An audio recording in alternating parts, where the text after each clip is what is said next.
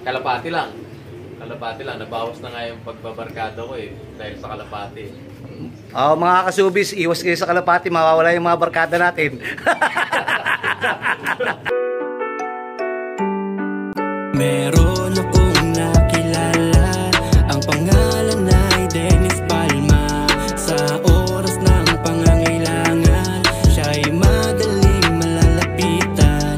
Sa mundo ng kalapatiran, ang ibon niya'y maaasahan. Kaya ang tangi kong hiling sa'yo, boss bait, palagi kang mag-iingat at palaging good health. Yung itim natin, nagsimilya na. Maraming salamat, mumunting kaibigan. Bali, ito parehong Victor Lim, Kawayan. Yung isa, inbreed ni Victor Lim, Kawayan. Ito po, ayan.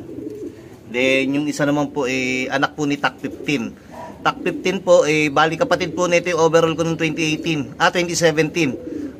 2K young bird, 21 overall out of 4,468 birds. Sa nanay naman po nito, kapatid po naglalabas ang first overall Naga, first overall PHA, tawag dito 2017 ni paring Emil Romero, dugong bait po yun. Then third overall po ng MMFC, young bird po yun. Ito po yung Victor Lim po nating sinauna. Ang lolo niya po nandun. Pero mamaya may bisita po tayo, si ating kaibigan na player ng PBA na si Larry Muyang or si Lars. Yan, abangan nyo po, magkikwentuhan po kami. Pero hindi na namin pagkakahaba ang kwentuhan dahil mas maganda yung konting video lang, then asikasuhan o magkakwentuhan kami. Kung may tawag dito, wala naman po kasi mahawak ng camera natin. Kung may mahawak po niyan, baka pwede. What's up mga ka-showbiz? Sa mga nagtatanong, ito po yung Victor Lim, Kawayan. Then cross po do sa kapatid mismo ng Daybird, Katbaloga natin. Overall natin ng WPFC. Pero hindi po ito yung tatakil natin. May tatanong po tayo dito sa ating bisita. Sir, ano pangalan? Hello po, Larry Muyang po. From Pampanga. Parang napakalit mong tao. Ang hindi kasi sa cellphone ko, lalayo po ako. Bali, kailan ka natuto mag-puncher? Mag-ibon? Dati po boss, nung bata ako, nag-iibon na ako Kaso yung ibon lang na may tawag doon boss, yung mga pigeon now. Tapos, alam mo yung pigeon owl? Meron ako niyan, yung si Daddy Basco, itsurang pigeon owl na pag inbreed. Boss, yun pang taas na tigil. Hanggang ngayong May lang, last year May, binalik ko ulit. Sino nag-influensya sa'yo? Madami boss hindi lang kasi pang hobby lang Iba Kasi pag galing ako Maynila, rekta ako sa loob Ngayon po, para maintindihan, si Kuya Larry Muyang PBA player hanggang ngayon. Biro nyo po, napakabising tao nito. Pero may oras pa yung ibon? Meron naman boss. Sa totoo lang, sobrang adik ko, pinalagyan ko pa ng CCTV para lang araw-araw ko, oras-oras ko ma-check yung ibon. Parang mananalo yung gantong ugali. Minsan attitude, parang basketball yan. Pag hilig mo, hilig mo talaga. Anong gagawin? Magsisipag? Magsisipag. Biro mo naglagay yung CCTV para doon sa, doon sa ibon. Matanong kita, sabi mo kanina, parang gusto mo na sanang tumigil sa pagbabasketball. At parang anong gagawin mo kung tumigil ka sa pagbabasketball? At bakit? Kasi unang-una, nawala na yung inspiration ko na yung nanay ko talaga, tsaka yung tatay ko. Pero kaya gusto ko lang tumigil nun para tignan ko lang yung sarili ko kung anong magagawa ko kung walang basketball. Tapos biglang dumating yung nagkaasawa at anak ako. Doon ako nagpursige magtrabaho ulit.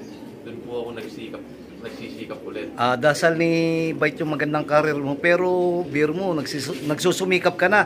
Nasisingita pa ng kalapate. Kita mo, dumayo ka pa dito. Oo nga boss Yun, hindi. Kasi pagkakalapati naman, ayun nga, sabi ko, pag-uwi ko Pampanga, wala akong ibang gagawin kundi kalapati lang. Kalapati lang. Nabawas na nga yung pagbabarkada ko dahil sa kalapati. Mga kasubis, iwas kayo sa kalapati, mawawala yung mga barkada natin.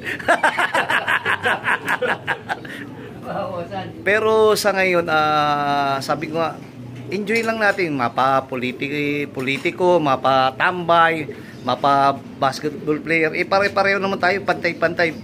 Ang kalapati kasi parang sports yan. No, boss. Dapat sipagan. Naniniwala ka bang hindi ka mananalo basta-basta dito? Hindi, boss. Kailangan talaga ikaw at ang kalapati mo isang utak nyo eh. Yun, komunikasyon, tandem. Tandem kayo eh. Parang ikaw kailangan mag-practice. Sa basketball, hindi ka, wala kang point guard, wala kang kasama. Yun. Eh ngayon, anong kailangan mo? Point guard ba? O yung ang point guard yung matutulin yun? Eh, wala akong matulin dito. Hindi, matutulin yung sa'yo, boss eh. Wala, ang lilit. Nawa ka mo ba? Maliit, pero... Ano itsura? Mga tanga lang. Hindi, napili po nating lambingin to, pero hindi pa yan. Marami po tayong lalambingin. Sabi ko nga, meron tayong ongoing na yung lambing ni Bayet. Sino po ba si Bayet? Tapos share nyo lang, okay na yun. Tapos ngayon po, ating kaibigan, maglalagay ka ng bagong page, di ba? Tapos, try. Yan, simulan mo, hindi try. Subukan natin. Yan, oh. Wag mo na ako sama. Ikaw na, laki-laki mo na, sama pa ako. Suportahan po natin tungkol po sa kanyang buhay. Sabi ko nga lagi, mga idol, ganito po yan eh. Pag meron po tayong kaibigan na katulad yung basketball player o kaya tambay o mangino man o sikat man o hindi, suportahan po natin o may pagtulong man o hindi, suportahan po natin kasi nga po hindi naman ikaw, hindi naman tayo magpapasahod, si Meta naman, si Lolo Meta. Suportahan po natin kasi nga po sa hirap ng buhay, ano ba yung lahat tayo magpakinabangan tapos katulad ko po, kaya po tayo tulong ng tulong. O kung halimbawa po na-share niyo po yung pinost ko, di mabilis natin mapaparating yung pagtulong.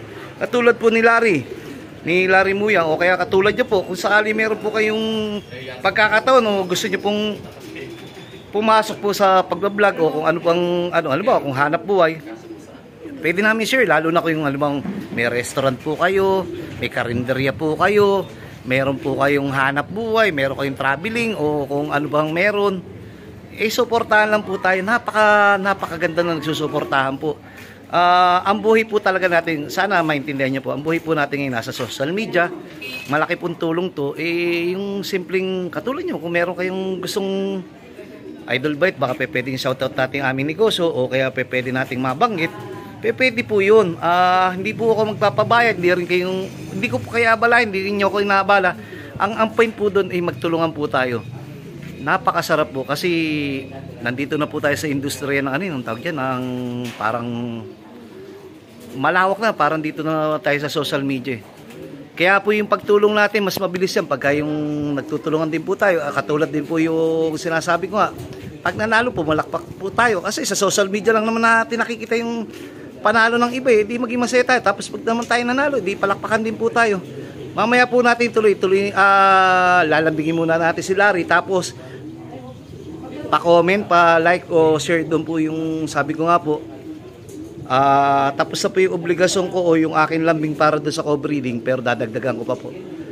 At abangan, meron pong isang nasa abroad po, willing magbigay sa akin ng pera. Sabi niya, Idol Bite, napakabait mong tao, papadala akong pera. Sabi ko, ganito po, okay na po ako. May hanap buhay naman ako, tapos may mga negosyo naman ako. Ganito na lang po, yung ipapadala niyong pera, salamat na lang. Sabi niya, Idol Bite, bigay mo sa subscriber mo na kahit 1,000. Sabi ko, sige po, para sa subscriber ko po, tatanggapin ko po yan ng maluwag. Maluwag po sa puso ko at maganda po sa aking pakiramdam. Pero hindi ko po ibibigay ng 1,000. Baka hatiin ko po yan kung tigli 5 kilong patoka o tigli 10 kilong patoka para mas maraming masaya kaysa 2 lang masaya. Mamaya po ulit. Yun mga kasubis, may bisita tayo. Tignan nyo, sino po to? Sir, anong pangalan? Larry Muyang po. Larry Muyang ng? Phoenix. Yun. Kamusta paglalaro? Laglag kami, boss eh. Pawi lang, parang pag-iibon lang yan. Una, enjoyin mo lang. Diba, sir? Totoo, boss. Kamusta naman pag-iibon mo? Laglag din. Nakatapos ng bigan. Di po mga kasubis. Shoutout natin si Bro Vic. Hello, Kuya Vic. Pasyal ka dito. Dito Baka umabol yan, magyayang mag-inom yan. Alam mo, hindi na ako nagiinom eh. Hindi, bali, co-pan share po natin to. Since kailan ka na bumalik sa pag-ibon? Last year lang, boss. May. Parang gano'n. Ba't ang laki kagad ng kulungan mo? Malaki ako, boss eh. Nakita ko, ikaw pag gumagawa talaga, humahawak, no? Boss. Oh, ayos yan. Kasi parang pagtitig, no? Pag malaking tao, parang ang hirap eh. Pag humawak ng ibon, parang maya na lang, lalaki ng kamay. Tignan ko nga kamay mo. Paano pagka binigyan kita ng ibon, di lalo lumit ibon ni Bait? Pagkahawak ko nga kanina, boss, parang iba Sisiw na lang. Tuloy po natin mamaya, kwentuhan tayo.